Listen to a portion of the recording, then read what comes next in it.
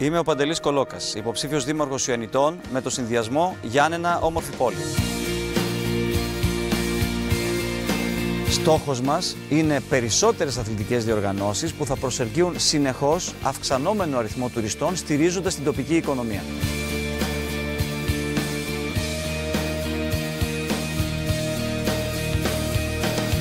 Το ανάγλυφο του λεκανοπεδίου με τα μονοπάτια θα αναπλαστεί, ώστε να επιτρέπει στους κατοίκους αλλά και στους επισκέπτες να έχουν ένα όμορφο και ασφαλή τόπο για περπάτημα και άθληση.